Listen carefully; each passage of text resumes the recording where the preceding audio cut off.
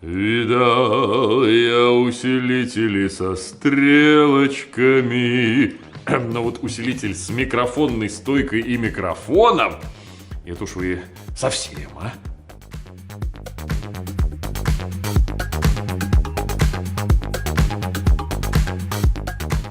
Да, ребята, если вы купите усилитель канадской марки Anthem, то получите вот такую вот загогулину, полноценную микрофонную стойку. Сюда, кстати говоря, и вокальный можно вставить на самом деле, на сцене использовать, а? Ценнейшая вещица! Но основной здесь все-таки вот эти вот две коробки. Итак, друзья мои, это предварительный усилитель и усилитель мощности Anthem STR. Ну, собственно говоря, вообще, конечно, удивительно, насколько за последние годы изменилась вообще суть вот этого вот понятия предварительный усилитель и усилитель мощности. Ну, потому что всю жизнь, долгие десятилетия предварительный усилитель, это, по сути, был коммутатор. Туда втыкаешь, оттуда выходит на усилитель мощности. На усилитель мощности более-менее просто усиливает и все. Господи, как все поменялось. Хотя, кстати говоря, вот этот вот мощник, да, Anthem STR, он, в принципе, более-менее ортодоксальный. Единственное, что хочу сказать, да, вот эти вот стрелочки, видите, нарисованные. Они сделали эти нарисованные стрелочки, мне кажется, ну, наверное, конечно, это был не первый аппарат с нарисованными стрелочками, но точно один из первых, потому что они их сделали еще в 2017 году, еще до всех этих классе, надов и кто еще там рисует стрелки у себя теперь на экранах, на передних панелях. Внутри при этом никаких декораций, вот прям классический транзистор, как мы их любим, значит, 2 канала, двойное моно, по 16 биполярных транзисторов в каждом канале. 2 тора по одному на каждый канал. Все прям серьезно, естественно, балластное подключение, все дела. Выдает 400 ватт на 8 Ом в каждое ухо, значит, при этом может работать и на 2 Ома, и тогда выдает 800 ватт. Ну, то есть, реально солидная такая классическая транзисторная штуковина, как ты представляешь себе, когда думаешь, что такое транзисторный усилитель, сделанный в Канаде. А если серьезно, что действительно внушает? У него на задней панели написано специально, чтобы, ну, это пользовательская такая вещь, да, специально, чтобы вы знали, значит, что пик потребляемой мощности, если вы слушаете на нормальной громкости нормальную фонограмму, 1100 ватт, то есть он всасывает 1100 ватт в пике, представляете, как он выдает при этом. Вот это я понимаю, а то, понимаешь, поразвели всяких хайтексов. Ой, тут даже написано, что он на 8 Ом играет. Да, но предусилитель. Предусилитель гораздо изощреннее. Ну, во-первых, естественно, как и во всех современных предусилителях, здесь есть цифроаналоговый преобразователь. Причем, обратите внимание, входов аж 6 штук. Значит, есть и оптики, и коаксиалы, АЕС, ЕБУ, любимый. Естественно, USB. Поддерживает всякие DSD вплоть до... Сколько он там, 5,6 ГГц, ну, короче говоря, самый жирный DSD тоже эта штука играет. Любопытно, что антемовцы почему-то тактично молчат о том, что за чипы ЦАПа, собственно говоря, здесь используются. Зачем они молчат, непонятно, потому что, естественно, наши друзья, задроты, аудиофилы раскрутили эту штуковину и давно уже посмотрели, что там на, собственно говоря, камнях написано 3 буквы АКМ. Я лично не имею ничего против АКМ и не понимаю, зачем они это скрывают или просто как бы типа тактично умалчивают. АКМ, зашибись, как раз таки я слышу хороший ЦАП. Причем, обратите внимание, на задней панели разъемов реально вот прямо сразу видно, что их гораздо больше, чем обычно бывает в стереофоническом, даже серьезном предусилителе. Смотрите, вот справа там целый набор гнезд, там, где гнездо Ethernet, и там куча всяких сервисных подключений и подключений разнообразных приблуд, которые нам понадобятся для настройки вот этого вот всего. Есть гора аналоговых входов, естественно, балансных, но, что самое интересное, гора выходов. Обычно в стереофоническом мощнике, даже хай-эндном, да, ну, пара выходов, чтобы можно было сделать бямпинг с 2 мощниками, да, а здесь вы посмотрите. Куча аналоговых выходов и на XLR, и на RCA. Что это такое? Дело в том, что эту штуковину можно встроить в систему домашнего кинотеатра и коммутировать через него весь аналоговый многоканальный сигнал. Зачем и почему и как это делается? То есть представьте себе, у вас кинотеатральный процессор, да, который там раскладывает все эти там атмосы, шматмосы. Из него есть аналоговые выходы. Вы их многоканальные кидаете сюда, в этот пред, и из него уже коммутируете усилители мощности. Получается, что у вас единая система, в которой есть, значит, кинотеатральный процессор, есть стереофонический предусилитель и есть усилитель мощности, много усилителей мощности, которые задействованы, да, для раскачки разных каналов. При этом весь многоканальный сигнал идет из процессора через вот этот самый пред, да, и уже на усилитель мощности. То есть у вас вся система все время скоммутирована, ничего перетыкать не надо. Что вам нужно сделать для того, чтобы перейти из кинотеатрального звука в стереофонический обратно, это просто включить либо процессор, либо пред. Причем вы включаете процессор и Пред можно не включать вообще, то есть весь аналоговый многоканальный сигнал через него идет по умолчанию насквозь, даже когда он выключен, да, и тогда у вас все мощники работают. А если вы слушаете стерео, например, сюда у вас врублен там, я не знаю, винил, там какой-нибудь Super Audio CD проигрыватель, что-нибудь такое, да, соответственно, вы не включаете никакой, значит, процессор, включаете только пред, и, соответственно, у вас стереопара только задействуется, остальные мощники и каналы спят, а работает только центральная вся эта штуковина и только этот пред. То есть получается, что у вас в одной стойке стоят две полноценные системы, одна многоканальная, другая стереофоническая, которые существуют, ну как бы закоммутированы все, ничего переключать никогда не надо, но при этом они работают абсолютно параллельно и друг другу не мешают с точки зрения качества звука. Сюжет! Причем внутри самого преда примерно таким же образом параллельным сосуществуют и взаимодействуют цифровой тракт и полностью аналоговый. Стоп, пока от кинотеатра не ушли. Да, вы видите, там еще и выходы на 2 саба. То есть, ну, во-первых, это, естественно, для киноцентральной системы полезно, потому что там внутри еще есть, естественно, слушайте, у них внутри там, конечно, весь процессинг для работы с сабом, то есть кроссовер, там, пожалуйста, фазу, срез, все это можно крутить, здесь внутри настраивать. И можно построить с 2 сабами, понимаете, такой, как это, четверофоник. Да, но тем не менее, и цифровой, и аналоговый тракты. Значит, про аналоговый отдельно скажу. Цифровой здесь построен, ну, во-первых, на цифроаналоговом преобразователе. И на аналогово-цифровом тоже, потому что здесь еще есть и система коррекции звука под помещение, которая называется ARC. Ну, то есть Anthem Room Correction.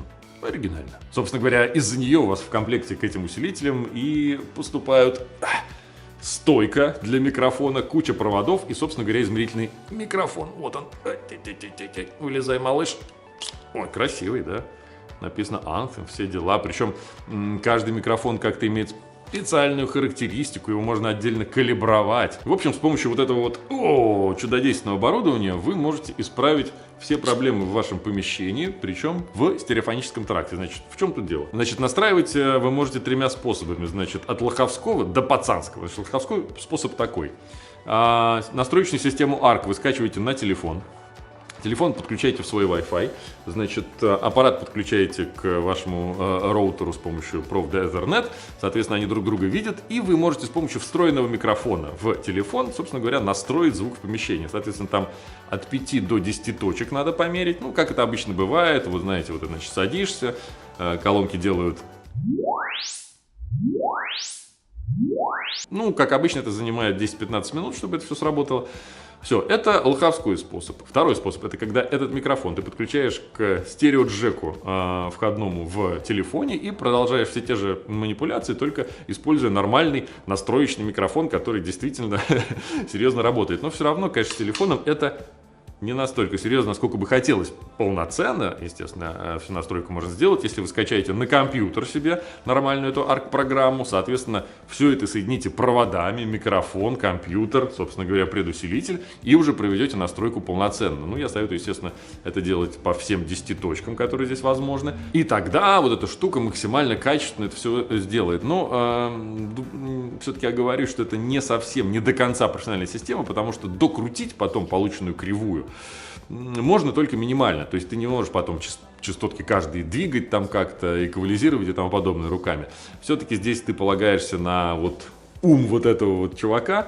Вот он как-то все корректирует. И надо сказать, что более или менее качественно это делает. На самом деле, на мой вкус, даже по умолчанию он как-то справляется лучше, по крайней мере в нашей комнате это получилось как-то лучше, чем с, там, я не знаю, каким-нибудь модным дираком, который все так любят. И это без дополнительных манипуляций, да, еще раз напомню. То есть там минимально можно подрегулировать, там, по-моему, спад характеристики, и этого достаточно. Он уже вполне справляется с большими косяками помещения. Любопытно, как эта система коррекции задействуется в тракте, да, потому что, понятное дело, по цифровым входам ты просто ее включаешь или выключаешь, там в меню, там такое разветвленное меню невероятной красоты. Значит, но аналоговые входы, ребята, действительно там абсолютно отдельно, полностью аналоговый, чистый, без цифровых обработок тракт. Но если вы хотите его обработать, то там можно включить АЦП. Соответственно, чтобы аналоговый сигнал, ну, например, с винилом мы врубились, чтобы аналоговый сигнал поступал именно уже в цифровой домен. Соответственно, он цифрует его с разрешением 32 бита 192 килогерца, и тогда уже обрабатывает. И тогда ты уже можешь включить рум-коррекцию. И прежде чем говорить о том, как это все работает с точки зрения качества звука, еще про аналоговый тракт. Ведь он здесь есть, причем реально солидный. Потому что на борту этого преда есть еще ММ и МЦ фонокорректор с 2 входами. Ну, то есть он рассчитан на то, что у вас, например, будет вертушка с 2 тонармами, а это уже очень серьезно, да? И настройки в этом корректоре, слушайте, ребята, я такие видел, ну, последний раз в корректоре EMT, мне кажется, там за какие-то безумные миллионы, потому что там, например, можно менять даже, собственно говоря, вот эту вот кривую коррекции, ставить не только RIA классическую, но еще 6 разных, на тот случай, если у вас есть вот эти вот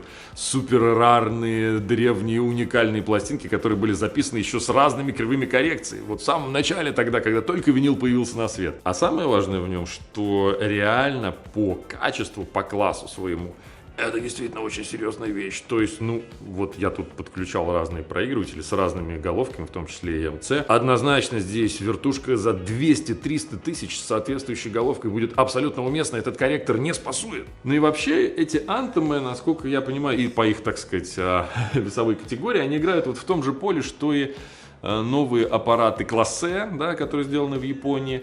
Новая вот эта линейка Мичи, которую делает Ротель, которая мне тоже дико понравилась, да, тоже там пред и мощник. Ну и, собственно говоря, они в ценовой категории примерно такой же, да, потому что, насколько я понимаю, вот эта вот связка, она типа под 1 миллион стоит.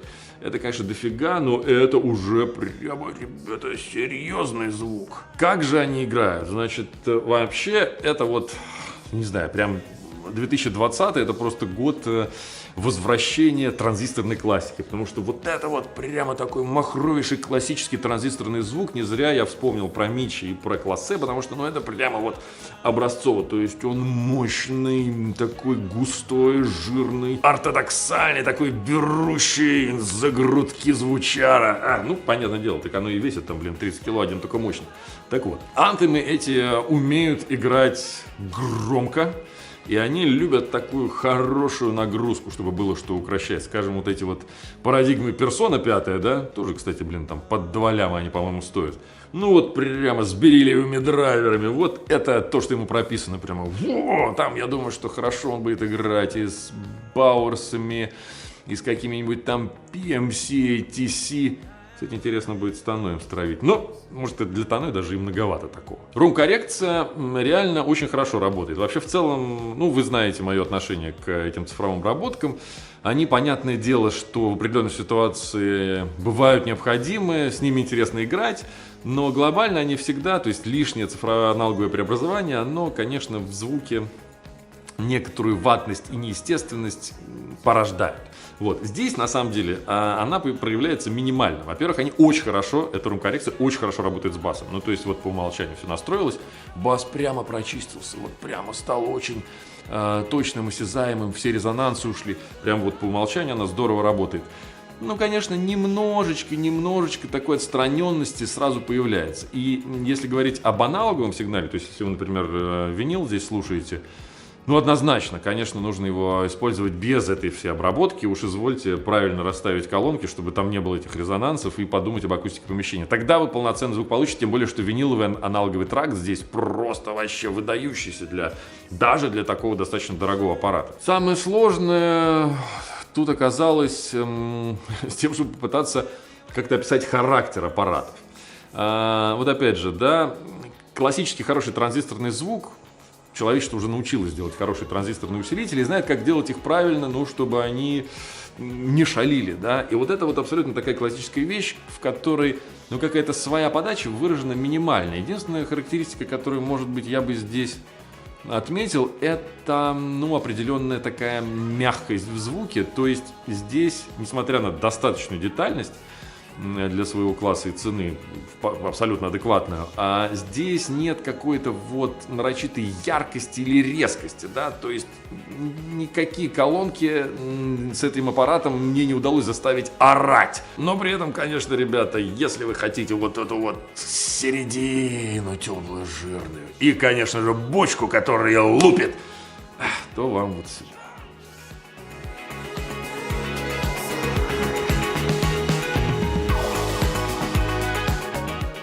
А нет, я эту песню еще не допел, потому что самое-то приятное в этих аппаратах, да, как вы думаете? Ну, конечно, тот факт, что сзади написано «Сделано в Канаде».